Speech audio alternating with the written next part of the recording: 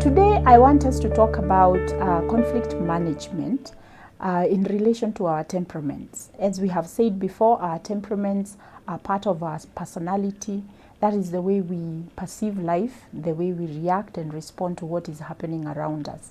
And so I want to take each one of the temperaments and we talk about how they deal with conflict, how they perceive conflict, and we see whether we can learn one or two things on how to manage conflict from your personality or your temperament type. So let me start with the choleric.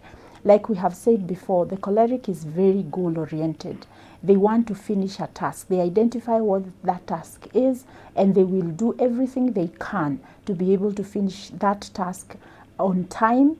And most of the times what happens with the choleric, sometimes they are not cognizant of the other people around them as they go through the task. They are more concerned on the goal. They are not concerned about the relationship. And so anybody who comes in the way might find themselves being pushed away so that they can reach their goal. So when it comes to conflict, and conflict here being a disagreement, when we think about where conflicts come from, they come from disagreements. I'm thinking in one way and you're thinking in another way, and we are not able to agree, and that is where conflict comes from. So when you think about the choleric who wants to finish the task, they want to get to the goal on time and in the most efficient and fastest way. So you can imagine if they are dealing with a conflict,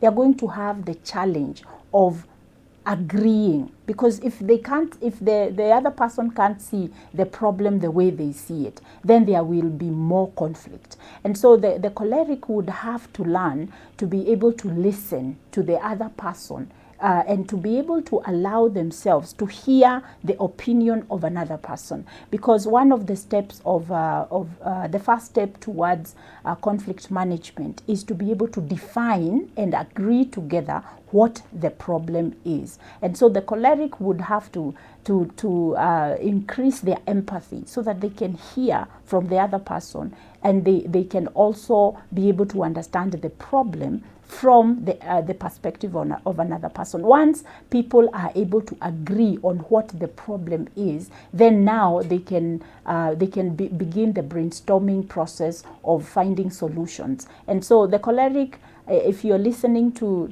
this segment and you are choleric, know that the skill that you would need is to learn how to empathize with the opinion of another person. Just take a break, stop and tell yourself, let me listen. At least let me hear where this person is coming from, because if you do not do that, then you won't be able to get to the goal where you are going. But if you take a break and listen and pay attention to what the other person is saying, and also have interest, create interest within yourself to listen to another person's opinion, and to realize that it is not always that your way is the best way. You can learn one or two things from another person. So for you as a choleric, what you would need to really work on and look into is being able to be teachable, being able to humble yourself so that you can offer interest and you can offer empathy to another person, but also being kind.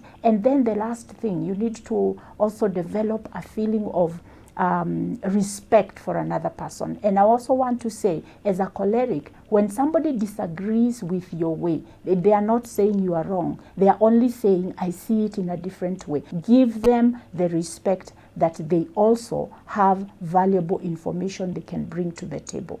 I hope this has been helpful for you. Invite your friends. If this has been helpful, leave a comment for us. We will be glad to hear from you. Thank you, and may God bless you.